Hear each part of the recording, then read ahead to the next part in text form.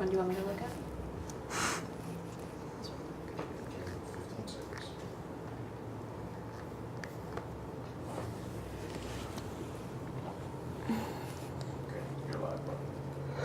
Hi everyone, thanks for tuning in. I'm LauraLoomer, I'm an investigative journalist, and with me here today is another investigative journalist, Jason Goodman. We are live streaming an interview here on the ground in Las Vegas with two eyewitnesses who were at the Route 91 concert during the Las Vegas shooting. And they saw everything that took place, they heard the gunfire, and they ran for their lives. And they're here with me today to tell their story. Because, you know, we've been receiving this narrative from law enforcement and the media that there was only one shooter and that, you know, they're sure that there weren't multiple shooters. But witnesses on the ground have been contacting me since I've been in Las Vegas with, you know, video evidence that suggests multiple shooters with their own testimony. And I wanted to interview Stephanie and Anthony here today because they want to tell their story and they don't feel like the mainstream media is listening to them. So thanks for being here. Thanks for having me. Thank you. So tell me, and just tell the viewers watching, what happened the night? Take us step by step. What happened when you were at this concert, Route 91? Okay, well, I'll start from where I remember when the shots started. Everything started from me when I heard one single loud bang right behind me, and I was in the VIP suites, so was Anthony. Okay.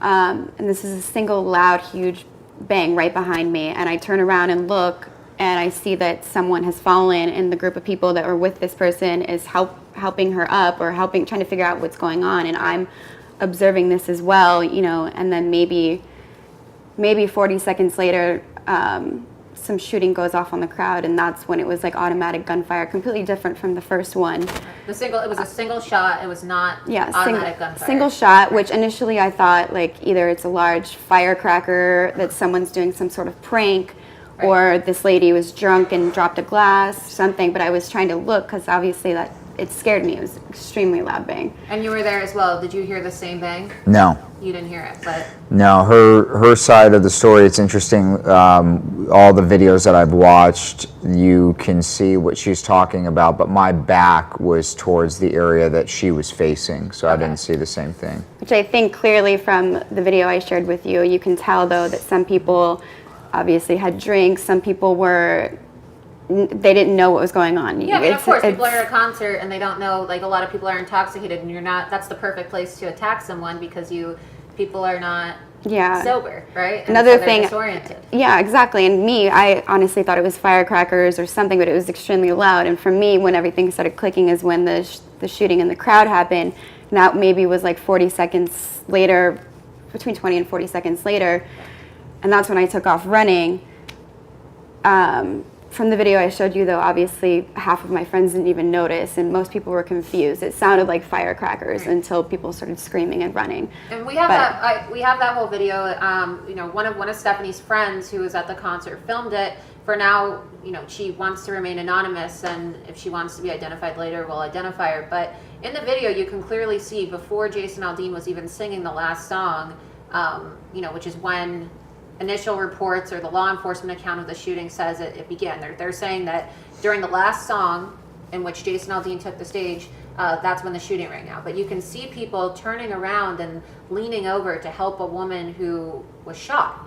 And people are starting to panic, and then after that you hear a couple more single shots that are very loud. And if you look at the video, you can kind of see flashes coming from the Delano. Not the Mandalay, but the Delano, which is next door. And then, like Stephanie said, about 20 to 45 seconds before Jason Aldean began singing the last song, people panic. They start running towards the end. People start running out even before the first shots of automatic fire rang out. So they were aware that there was either a shooter inside or another shooter from another angle, or just what clearly sounds and is obviously another weapon, a different weapon. It's not automatic. They sounded completely different. It's completely different.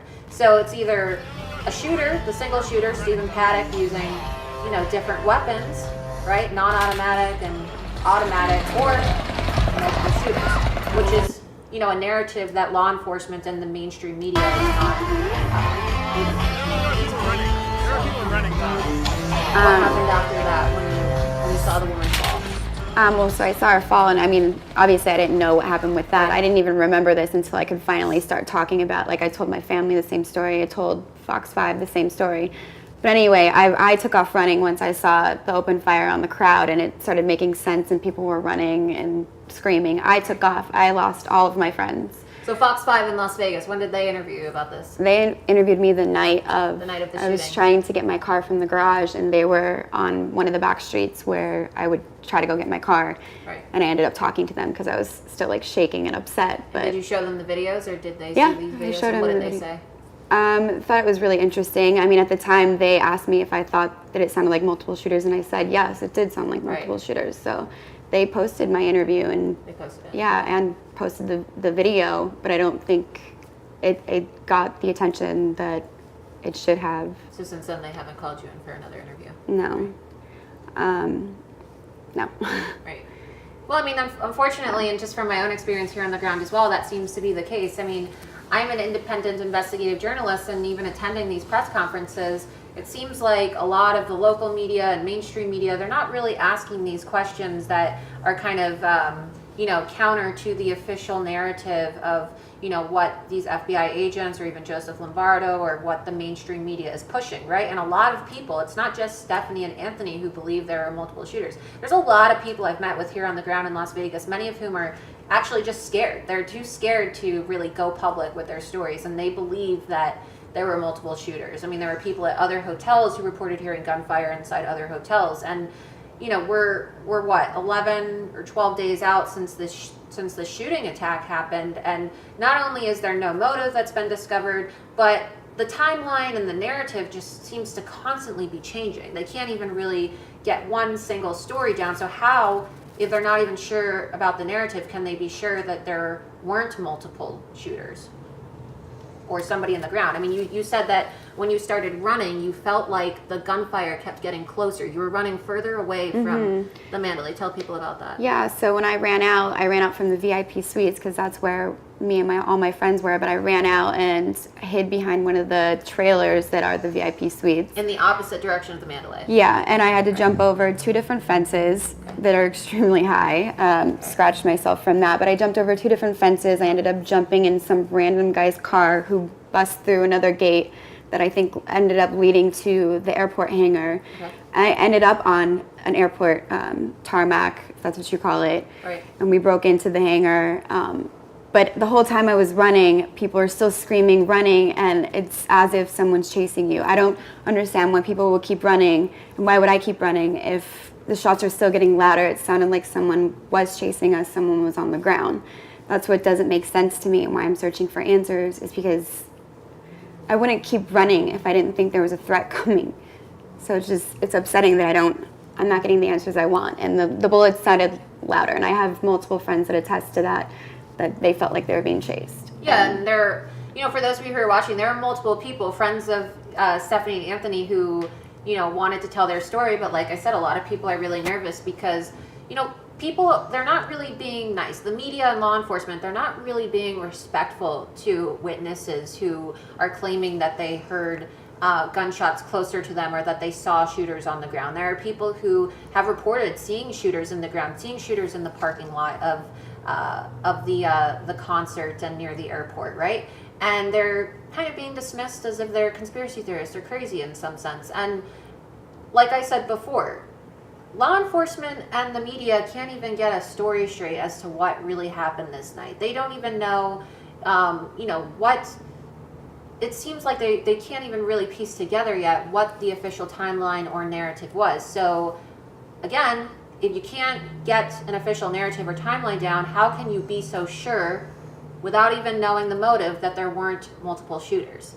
Mm-hmm. So I just think it's really important for people to, listen to Stephanie and Anthony, and, if their friends want to go public with this as well, I'd be more than happy to speak with them also. But it's really important for people to listen to these witnesses because they were there, right? A lot of these law enforcement agents and FBI agents who are giving the information to the public, they weren't there. They didn't experience this. They didn't run for their lives. They didn't watch people bleed out to death. They didn't watch people get shot in the head behind them. They didn't, they didn't get trampled over while running for their lives. So, these are the individuals who people should really be listening to. And, it's very questionable, right? The timeline and the facts that are being presented to us, there's been a lot of inconsistencies and discrepancies and things that, law enforcement have been caught in, and the media, and a lot of people have used the word cover up, right? Because it just seems like as if there's some type of angle or information that isn't fully being released to the public. So until the facts come out and until people can agree on it and,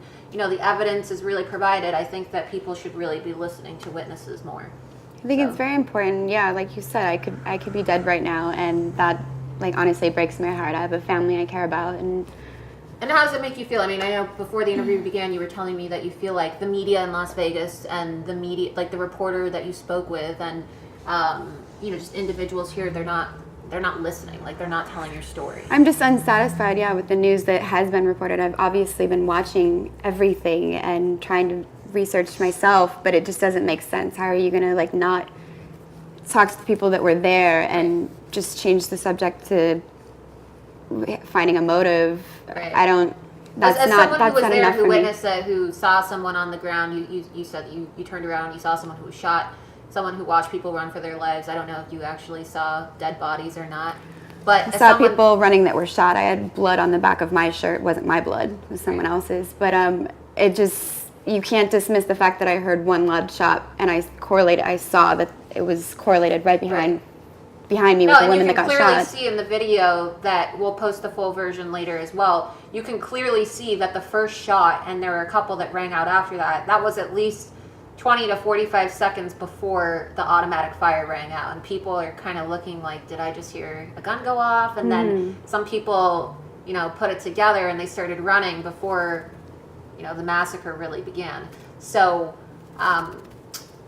the angles are also very suspicious as well, because if you look at the angle of the 30-second window onto the stadium where the shooting took place, it doesn't really make sense as to how a woman would have been able to be shot in the back from the other side. I know we were discussing that.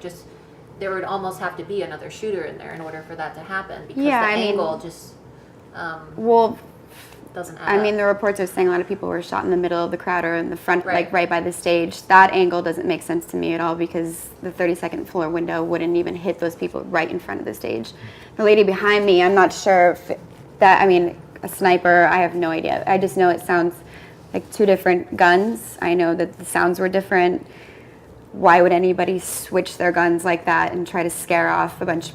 If you're going hunting, you're not going to shoot off a single shot and scare your prey. Yeah, if you're trying to kill thousands of people, which this guy was obviously going for, maximum kills. Yeah. Why would you use a non-automatic weapon and then switch to an automatic weapon? It just doesn't, unless you're trying to confuse people or disorient them. But even then, if I was going to kill people and I wanted to really scare people and, misdirect people, I would use probably the automatic weapon so people, were confused, pause, and then go onward. It just doesn't make sense as to why there was such a long pause and then clearly different weapons. Yeah, well, that clearly is what happened. People were confused. So many people thought it was fireworks. So many people were drunk, didn't even notice. Right. That's obviously why you see videos of guys flipping off whatever and chugging a beer. People didn't. There was so much confusion. It just. Yeah. I don't know. The fact that I'm not the only one that thinks that they're being chased, and I listened to my friend's story after I met up with them. Again, I lost all of them afterwards, and I met up with them 2 days later and heard their stories, and they said the exact same thing, and they weren't with me. So what about you? Did you also get the feeling that as you were running further away from the Mandalay that the shots were getting closer? It was interesting, because when we split up and we both were heading, she went off on her own, but I was able to stay with one of our mutual girlfriends. And when we were on our way exiting and going over those two fences, we headed towards the airport also. And after we had hopped the first wall that we hit, at one point, one of my girlfriends looked at me and she goes, "Does it sound like it's getting closer?" And I said, "Yeah." And at that point, I grabbed her hand and we started praying in this bush that we were hiding in. At the airport. We weren't at the airport yet, because as we were running, we were hiding in landscape, because you could only go 5 or 10 yards and then you had to take Yeah, cover. that you kept like, I switched where I hid like 5 times. Yeah, because who does that unless you feel like you're about to fucking die, like someone's coming towards you? We went through a lot, but it's interesting because I've talked to everyone that was in our group. How many people?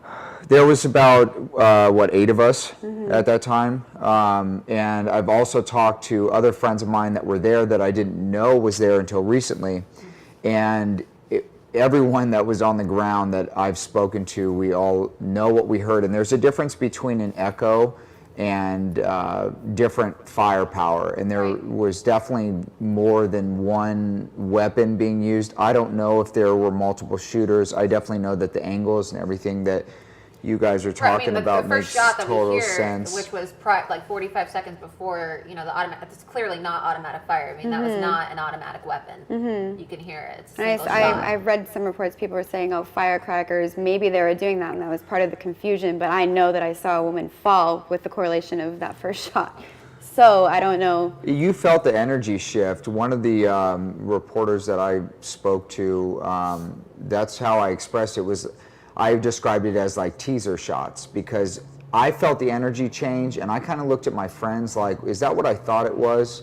Yeah, that's what I'm saying. Like, almost as if someone was trying to like get people ready or really confuse people, Yeah. and then prepare them or just kind of get people running around. Because if you freak people out and people are running, you're gonna, create a dangerous situation, because it's like a stampede situation, and that's how some people died. Actually, some people, they didn't die because of gun being shot. They died because they were trampled. Oh, absolutely. I saw some reports. And if you have 30,000 people or so in a stadium or in a closed area, It's full chaos. It's full chaos. Especially if you make people think that shots are coming from different directions. Yeah. I mean, And they can't figure out whether or not there are. That also would correlate with a bunch of people telling me, and close friends telling me, that there was shootings up and down the strip. It would make sense as well. You're confusing the whole strip, which would make the police have a delayed response. They're responding to so many different calls, and a lot doesn't make sense. But I don't know. I know what I heard, so that's why it's important for me to share the video that my friend, provided me, that I'm clearly, like, I told my story before I even had this video, and I said I saw a woman shot before, and there were single shots.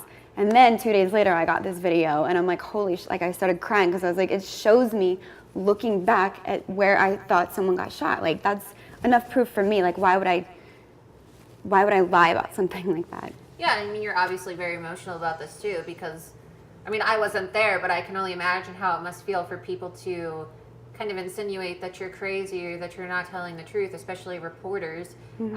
When you were there, you saw more than anything what happened. And, just for people like law enforcement and, authority figures, for them to be the leading voice on this investigation and like try and convince the world of what happened, it must be really upsetting, especially when it's totally, in opposition to what you actually witnessed. Yeah. Why don't I run that video so everybody... Yeah, we'll play the video now. So I've played it a bit already, but I wanna go over it in slow motion, because I see the part where Stephanie told us, she sees the person being shot. Up here on the balcony, we can see people crouching down rather, to attend to a woman. There's 1, 2, like 3 people crouching, and right here is Stephanie looking right at there as those guys crouch down to where the woman was just shot. You can see multiple people looking too. Like, even if you pan over, I have friends that were on the next suite over too that also saw, and they were looking as well. So like, I know everybody pretty much in that video except the people behind me. Right. You can see everybody getting down where that woman was. Yeah, and this has got to be obviously a huge crime scene, and the sheriff keeps expressing it as an ongoing investigation, and the whole like conspiracy question mark.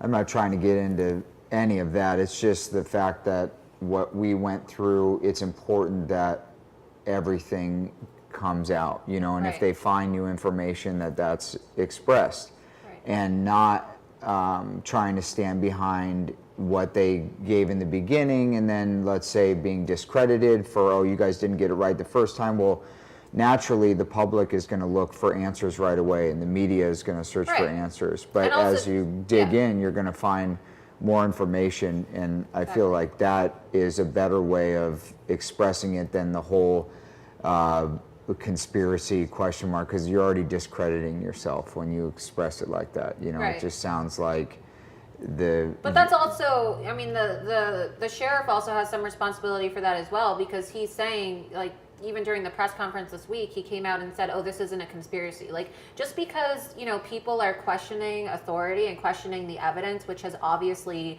been misrepresented to the public, I mean, that's a fact. That's not a conspiracy. It is a fact that they provided the public with the wrong information. They told us for over a week and a half that the shooter checked in on the 28th, and he actually checked in on the 25th, right? They have been providing everybody with misinformation. What- So you can't accuse people of, you know, being conspiratorial. You cannot call it a conspiracy. I wouldn't even call it a No, conspiracy. exactly. And so, you know, it's for It's- them to be using such polarizing language as well, and to refer to it as a conspiracy when they're not even getting the facts or the situation correct themselves.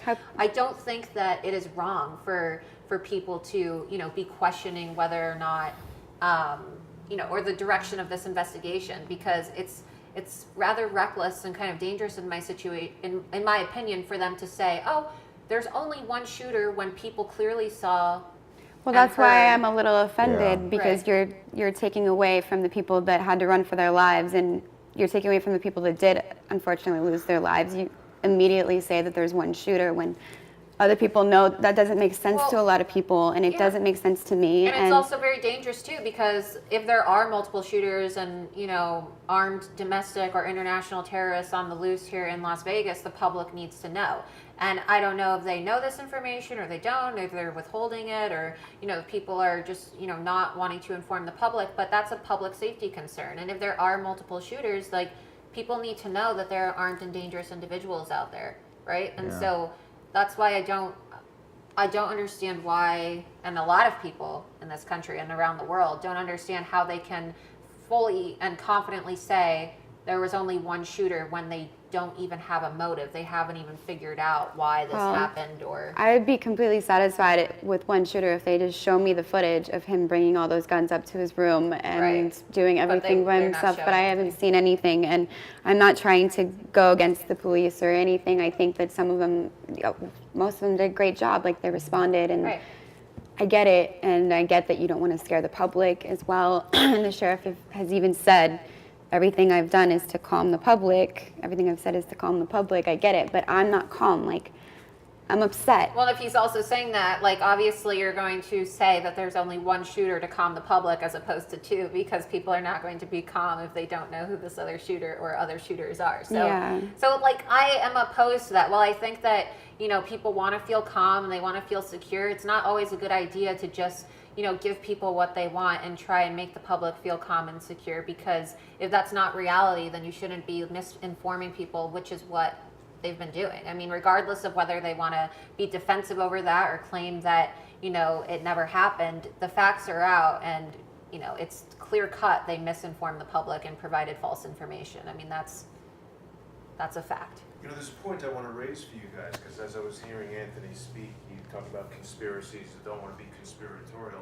You know, in 1963, the CIA made an effort of making the term conspiracy theory into a pejorative term. They tried to weaponize it. Anyone who went against the official story of the JFK assassination was called a conspiracy theorist. And so now, anything about any story that doesn't conform to the mainstream, whether it's 9/11, whether it's this, whatever it is, you're dubbed a conspiracy theorist. Now, even if there is only one shooter, if the police are knowingly, or if the FBI is forcing the police to cover up information, then they themselves are part of a conspiracy. So it's important to separate the pejorative thinking of someone who's got some kind of wacky idea that's not supported by fact, versus the idea that there actually might be a conspiracy to hide the truth that the cops might not be able to control. Could be the FBI, could be the CIA, could be foreign powers, we don't know. I agree, and I'm yeah, that's why I said that there's some people making me feel like I'm crazy. I'm not crazy. I'm a normal person. I have a family here, nieces, nephews, a little brother.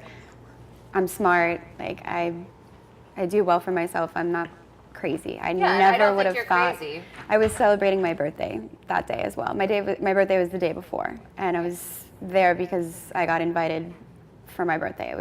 I got a wristband for a birthday present. Like I didn't And expect this it's to not happen. fair. It's not right that members of the media here in Las Vegas are, making you feel like you're crazy or making you feel like your story is not credible or valid. Maybe or it's that, not the media. It's just or, almost or that people they're in general, regardless, the media, law enforcement, it's not, no one should have to feel that way. Victims, which, everyone in that audience was a victim. Like everyone could have died. Everyone was treated as if they were cattle or some type of animal just, in hunting season. So it's not okay for people to make people, feel the way that they're making you feel right now. And, that's why I urge independent journalists and people in the media to keep investigating this. Like, regardless of whether Sheriff Lombardo wants to say this isn't a conspiracy and, we're confident in our narrative. Okay, great. They can be confident in a lot of things, but they said that also a week and a half ago, and it turns out they were wrong. So, don't always be, like I said, I'm not anti-police, right? But you do, and you should question authority. You shouldn't just believe something just because somebody with a badge or a gun says it's true.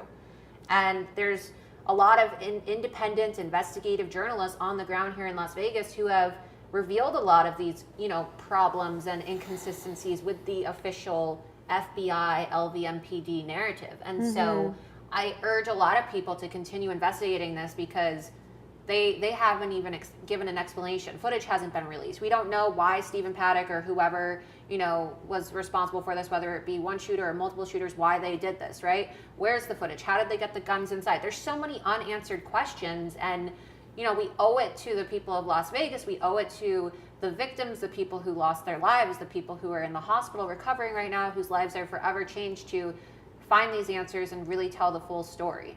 People deserve their stories to be told and listened to by the public. And, it's just a shame that people feel like they're being silenced just because it doesn't go along with what, Sheriff Lombardo and Aaron Roos want you to believe. Yeah, either silenced or let's let Las Vegas heal and move on. I'm like, I'm sorry, my healing is getting answers, and that's what I want. I don't... Right. And there's an element, people have to ask themselves too, like, why is it that there's been, a lot of silence and kind of complicity associated with the reporting of this massacre? Well, you look at the LVMPD, you look at the casinos, you look at the media.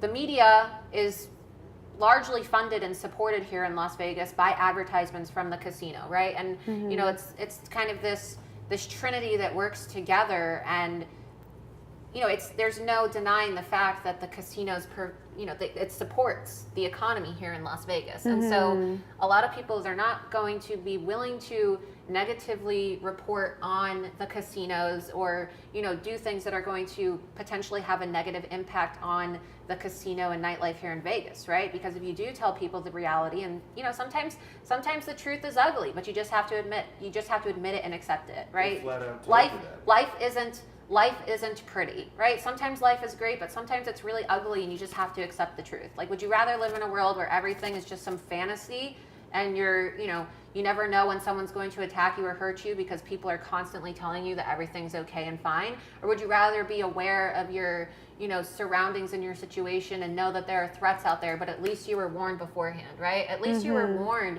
prior to going into a stadium that you could be the victim of an attack, not told that there weren't any, threats looming over Las Vegas. Right. So there's an issue of that, and we need to have a discussion, as a nation and kind of as a society as to whether it's appropriate for the media and law enforcement to, present these kind of false narratives and false ideas of, calmness and security when clearly, the world is not a safe place at the moment. The country is not a safe place at the moment. I think that's what they would want, though. They want people that are scared, and that's why I would assume they don't want people to talk. They're trying to scare them as well. But you're right. I think it's important to know that there's always a threat.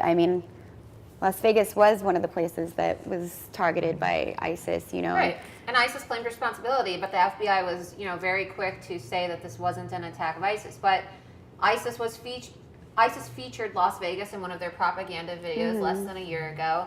I mean, the Las Vegas media even, very, quietly and kind of casually reported on the fact that Vegas was mentioned in an ISIS propaganda video. And then the Department of Homeland Security and the FBI prepared a manual in which they said that Las Vegas was one of the, cities or, locations in the country that would probably become a target, right? That ISIS soldiers and, lone wolf attackers and terrorists and criminals were targeting concerts and sporting events and other type of like large scale Well, Vegas is directly events. something Right, that goes exactly. against their religion anyway, drinking, partying. It's the perfect location for an Islamic terrorist attack. But regardless of whether this was an Islamic terrorist attack, as ISIS is claiming, or it was a crazy, unstable lone gunman, or there were multiple shooters, that's a threat, right? It has completely shifted the landscape of Vegas and what it means to be able to go out in an open space for a venue. It changes. It's going to spark, and it already has sparked, a national discussion about our security and the security of events and gun laws. And, I think that it's important for people to be aware of the threats in their community instead of pretending like everything is okay. Yeah, no, I agree. And that's why I'm searching for answers. And I mean, clearly I'm not being shown how he got the guns in there. That doesn't make sense to me. Right, and there is footage. I mean, sources within MGM have already confirmed, through me at least directly, that, and through my own, independent investigative reporting, that Stephen Paddock used the service or freight elevator inside Mandalay. And there are security cameras, surveillance cameras in all of the elevators, including the service elevator. And there is footage. And I have sources in intelligence who have also told me that they have footage that has captured, parts of the shooting actually happening and, footage from inside. And they have hours of footage of Stephen Paddock inside the Mandalay and other nearby casinos during his time in Vegas, but they're not releasing it at the moment. So there is footage, right? I want everyone to understand that there is footage of Stephen Paddock inside the Mandalay, as well as other casinos and resorts in Las Vegas. But this is an intentional, deliberate decision on behalf of investigators to not release it. And you have to ask yourself, why? Why aren't they releasing this footage? People just want to see it. A lot of people don't even believe that one person by themselves could do this. Why are they not releasing this footage if they're so confident that Stephen Paddock was the killer and that it was only one shooter? Well, Laura, one of the things you and I were discussing was that they've said that they don't want to traumatize people. And I wonder, Stephanie, would you feel traumatized by seeing footage, or would you prefer to see? I think what's traumatizing is being in that and running for your life. Right. But no, I'd feel better seeing that, and then you'd be like, okay, well now I know that my city is telling me what I need to know anyway for closure. That way, all Las Vegas, I think, would feel better if this came out and you showed the footage, and then people would know, like, now we can prevent guns from going into casinos. Now we can do this, whatever. I mean, it's just the fact that they're not showing enough is the problem, and why people are questioning it. And it's not just me; it's people all over the world that are like, this doesn't make sense. The fact that Jason just brought up, that's not just us speculating, they don't want to traumatize people. One of my sources in intelligence and law enforcement told me that one of the reasons, among many, that they're not releasing the footage at the moment, or just in general, they haven't even, that their decision right now is to not release the footage. And one of the reasons is because they said they don't want it to negatively impact the families. I don't know how that would negatively impact the families, like just seeing this guy or just having evidence that this guy, like, on his own or with the help of others, use the service elevator, however he was able to bring up all of these weapons into the room. I don't know how that would affect people or really traumatize people, but that's what I'm being told. So, I mean, I don't understand. I think it's more traumatic and more. It's more traumatizing. If I were to be a victim, it would be more traumatizing for me to not actually see who was responsible for this or how they were able to do it, and know that precautions weren't being taken because the public wasn't able to see. Yeah, or they're going to get away with it again. Right, I mean, are people going to get away with it? I truly don't think tourism is going to stop in Las Vegas. There's people out, there are people out right after drinking and partying. Nothing's going to affect the tourism. I think people are affected that we don't have answers we want. And right. I'm sorry if I say that, I don't have the answers I want. My family was listening to the police scanners as I was running for my life, and they heard things that didn't correlate with it either. There's so much that doesn't make sense. There's a lot of things that if you listen to the police scanner and people have transcribed the scanner and have played the scanners over again, embedded them in videos, and you can see that police originally said there were multiple shooters. They said, we can confirm there's multiple shooters. And so they're saying there's multiple shooters during the police scanner and people are being told there's multiple shooters, but now they're saying there's only one shooter and that they're so confident that there's only one shooter. But there's a lot of contradictory information that was given out originally in the police scanners, and that's all readily available. I can post links to that later as well for those of you who haven't listened or seen the transcripts. But it's alarming. I mean, the fact that it's so different, right?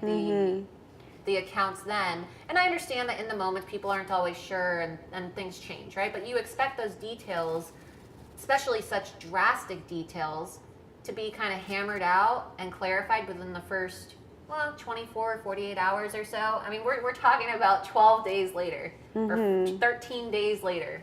Yeah, and they still don't know.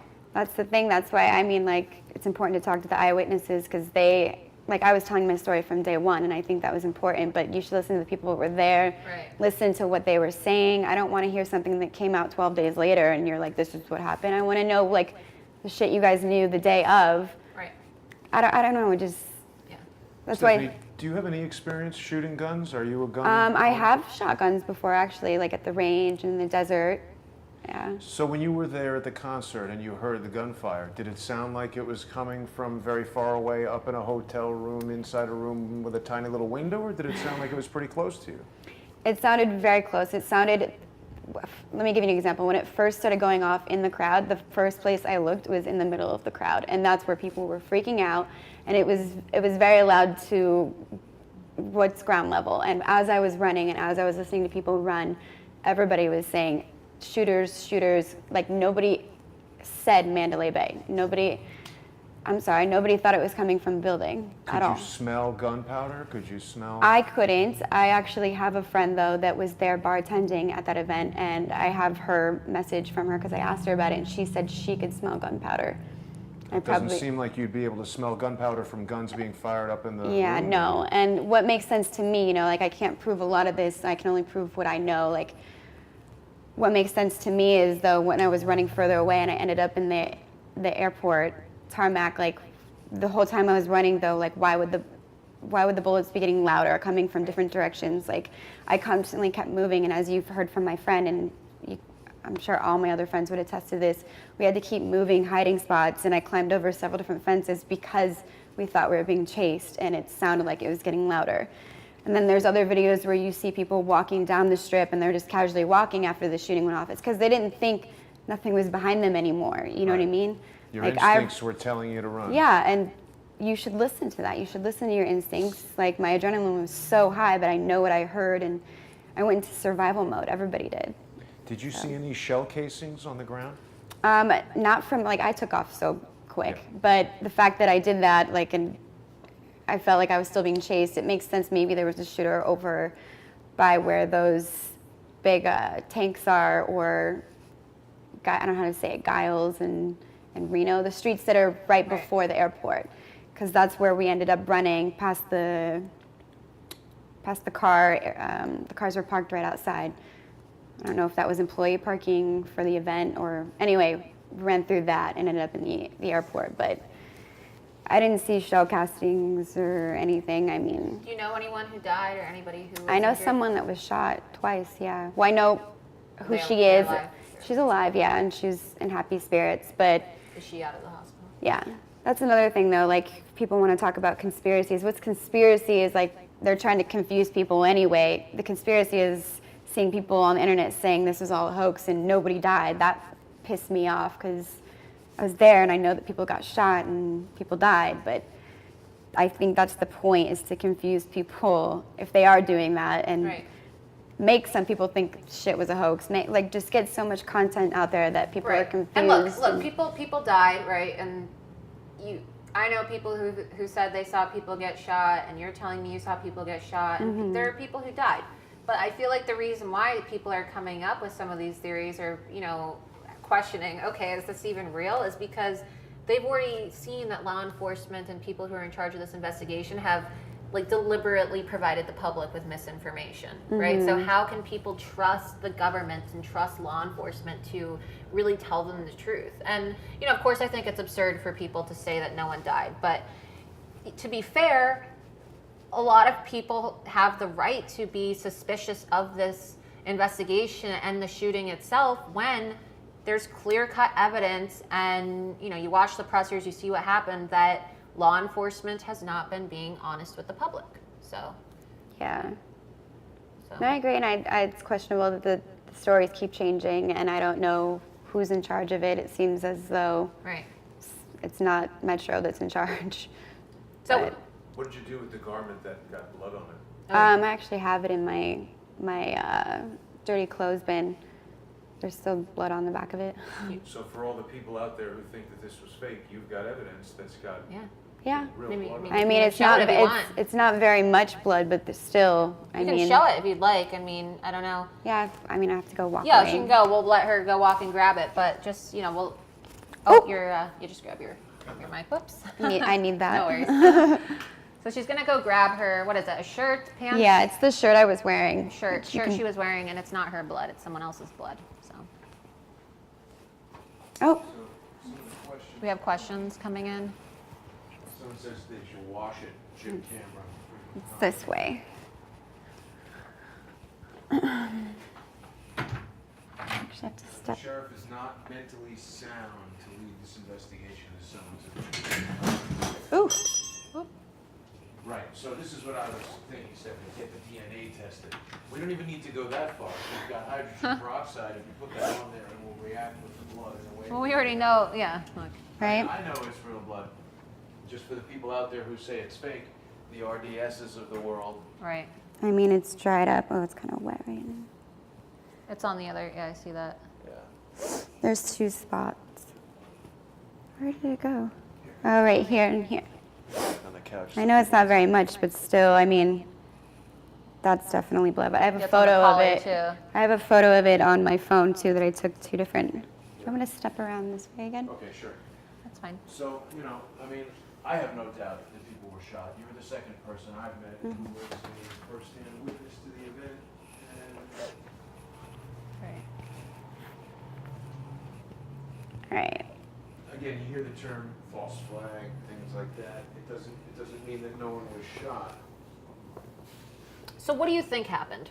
I mean, despite what law enforcement and despite what people are saying, based on what you... Blood. That's scary. I had bruises and cuts and all that all over my legs when I got to my mom's house from climbing the fences.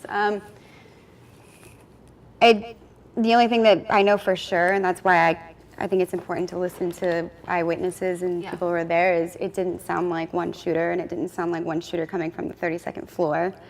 And then also from multiple videos from all my friends in Vegas and locals, there's no muzzle flash coming from the 32nd floor, and anybody with eyes can see that. And if they want to prove different, okay, show me videos from him shooting then. And I'll completely agree, it's just, there's none of that out right now, and I just know that it sounded like multiple shooters. I have friends that were bartending there in the trailers on the other side, same thing, multiple shooters. I don't know, people are trying to, some are trying to move past it, some don't want to talk about it. I just feel like I wanted to talk about it because it's important to me, it doesn't make sense to me, and I don't know. I just don't think it's one shooter, and not enough people are saying that. And obviously, you heard from my friend that wasn't even with me. We found each other. I met with him 2 days after that. And you said you met him the night of, right? You met him that night. So. Friends now. Did you hear this video of the taxi driver at the Mandalay Bay? I did, and So all up until that video, a lot of people were like, you know, not believing stuff until they heard that video and people broke it down. And I actually have somebody that works for, I have a friend that works for the fire department. So obviously he's a little bit higher up than actual firefighter, but he sent me that video and he was like, you know, I know a lot of the stuff you're posting is what some would think conspiracy stuff, but I think you should see this video. I'm not allowed to share it, but I'll send it to you. And he's like, this makes it hard to prove a lot because you can clearly see overlapping, like two people, you can hear two people firing at once. And that's true, like one's at a far away distance and one's close. It's almost like on the opposite side of the hotel, one right near the cab and one all the way far away. Yeah, and even from that video, it just doesn't even sound like anybody would be firing from the 32nd floor. It sounds like it's like somewhere down the strip or somewhere far away, and then one's maybe like halfway up. And yeah, once I saw that, yeah, I mean, what else? How have you been sleeping since the event? Do you feel like you're...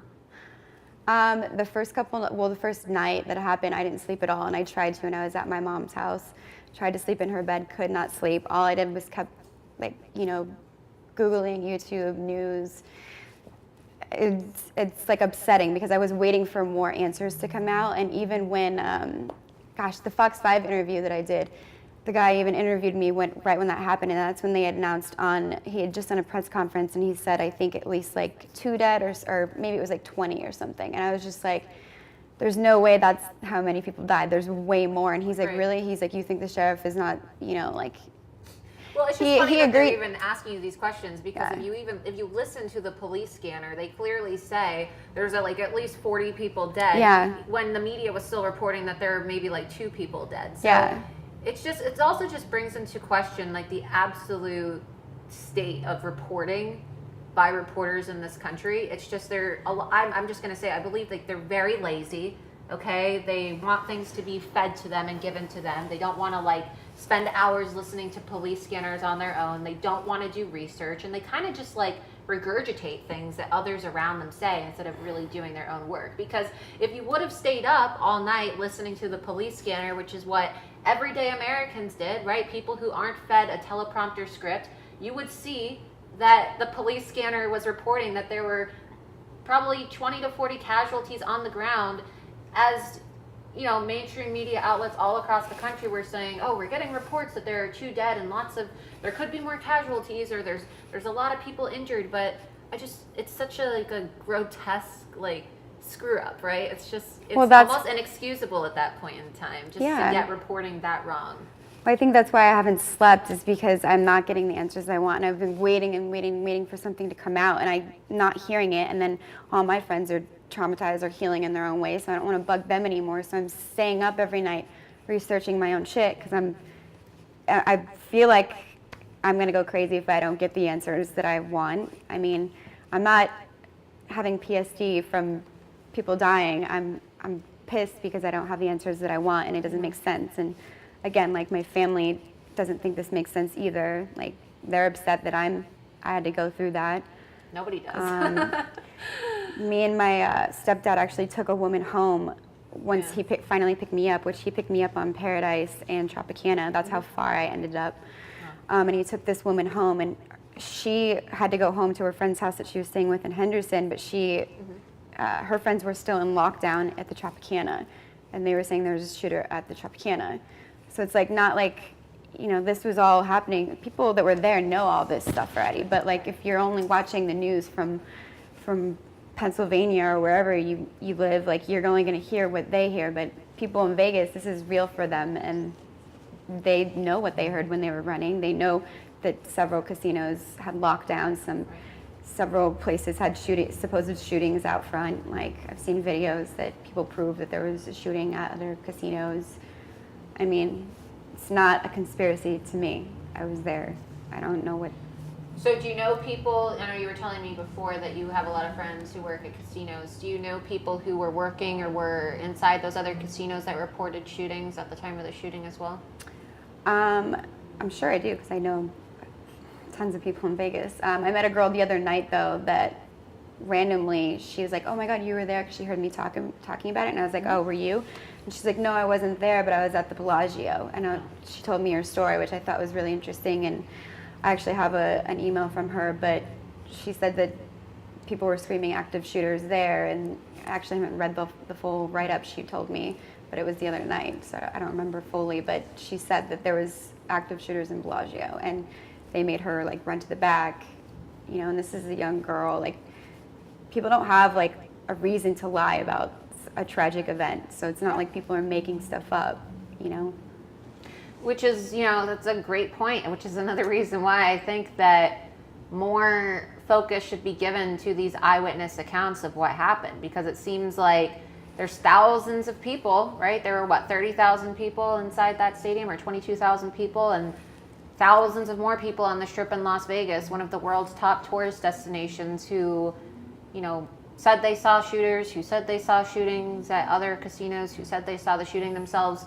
Why is it that the media here in Las Vegas, and why is it that law enforcement and investigators are not, you know, giving weight to these eyewitness accounts? It's just concerning. I get what you say about them, like not wanting to affect the tourism, and casinos don't want to, if there was shootings, they don't want to admit that there was a shooter because it'll affect their hotel, but I don't think it will. Tourism didn't stop to Manchester after that. Like, I was in Manchester right after that bombing. I felt completely fine.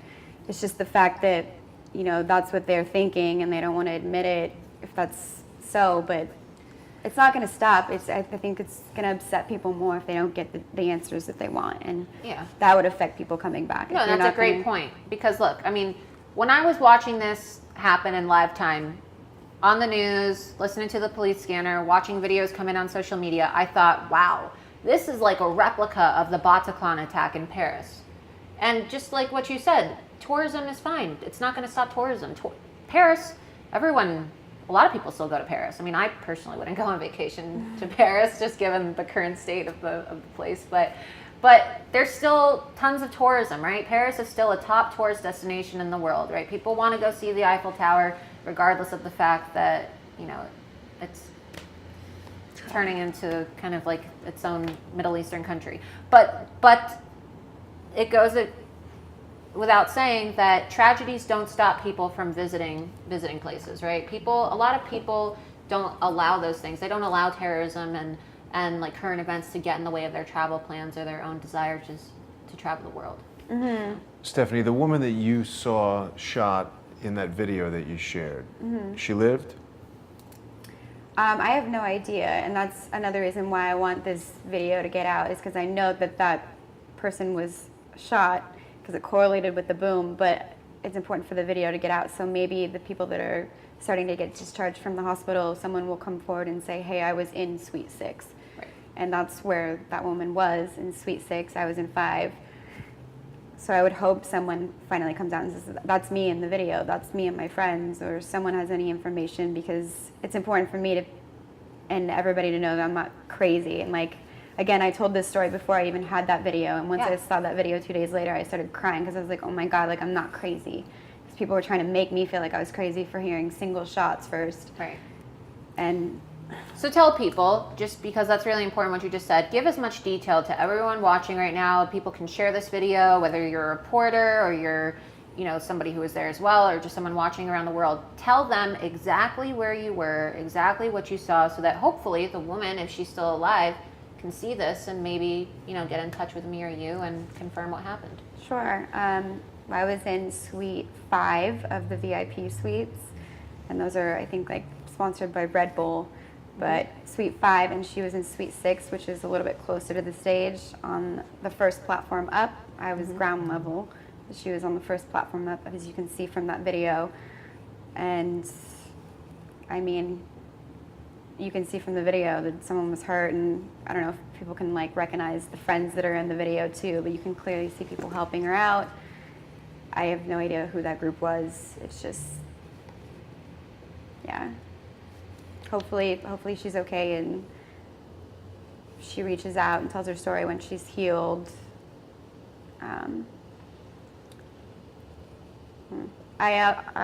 From watching other videos, I've noticed though that people were on top of those. There's actually a video of someone that's on top of one of those, and those go pretty high up, and there's shots being shot from, like, you can see shots hitting that from that angle of that video. So it's proof, though, that that area did get shot up. Yeah. But mine is, this is particularly important to me because this was before the open fire on the crowd. So I don't know if anybody could tell if those are two different guns from that GoPro video. But it doesn't make sense for a couple single shots to go off first, and that's what led me to believe when I was running for my life that there's multiple shooters. And I don't know, I hope more people come forward, and I hope this woman comes forward so she can validate my story as well. Like, I don't need any validation, I think the world does, but all my friends heard that shot as well and saw that the woman fell, so. Yeah. Thank you for sharing your story. And thank you for listening. I Yeah, of course. appreciate it. Yeah, no, I mean, it's important. And, you know, this is the difference between, you know, independent investigative journalism as opposed to mainstream or, you know, local news. Other people are told what they can and can't report on, and there's a lot of censorship. I mean, you were telling me that your friend, Anthony, he was telling reporters, local TV reporters, that he felt like he was being chased, and they cut that part out of the interview. I mean, that's a really important fact. If people felt like they were being chased, that means that gunshots were on the ground, right? In order for someone to chase you, I mean, you could be chased from above by some type of flying object, but most of the time when people say they're being chased, it means that someone on the ground is following them. And that's just, how can you cut something out of an interview like that? It's just so reckless and irresponsible.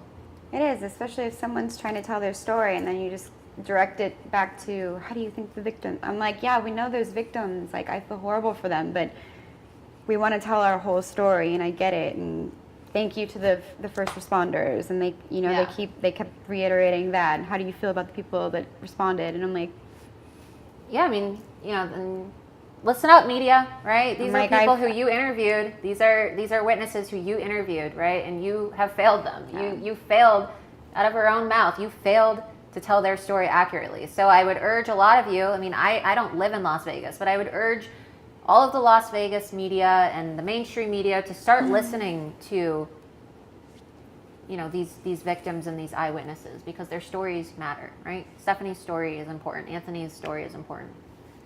I agree. And just because I'm speaking to you doesn't mean there's a million other people, though, that want to, and I guess maybe they don't know how to get in touch with you, or they're just either afraid or they don't. Who knows? But I'm just saying, like, it's not just me, and that's important to me. Like, I'm not targeting anybody specifically. I just want people to know, though. Right. Yeah, I mean, a lot of people are scared. So, but I'm on the ground in Las Vegas. I have to take a trip back to the East Coast, but I will be coming back to continue my investigation. So if you know more people, if you know people and you want to put them in touch with me, you have my number, you have my contact info. And for those of you who want to reach me as well, I keep my DMs open on all my social media accounts. It's at LauraLoomer on Twitter and at LauraLoomer Official on Facebook. And I'm doing my best to reply to as many messages as I can and to meet up with witnesses and sources on the ground so that I can tell your story, right? I want to tell the story that the media and law enforcement agents clearly don't want to tell, these eyewitness accounts. So thank you for telling your story, and Anthony as well. I know he had to leave. Yeah. No, we appreciate it, and thanks for listening. Of course. Anything else, Jason, before we... No, I'm glad you addressed Anthony. I didn't want us to be accused of a conspiracy theory of throwing him out the window. Anthony had to go, but he did share his account of the events before he had to leave. So. Thanks for speaking with us. Yeah, thank you. Thank you for listening, actually responding to me. Of course. Yeah. I mean, you called me, I think, we spoke yesterday, right? So, I mean, that's how easy it is, you guys, right? She reached out to me yesterday, and we're having an interview, a live stream conversation about this now, and thousands of people are going to see this. And, you know, whether I'm giving the media full permission to use my video, rip my video, right? You don't even need to contact me and ask me for permission. Share this video everywhere and report it in your news reports about the shooting. Share it. You don't need to give me credit. Just listen to the victims, listen to witnesses there, because it's really important that this other side of the story gets out there. So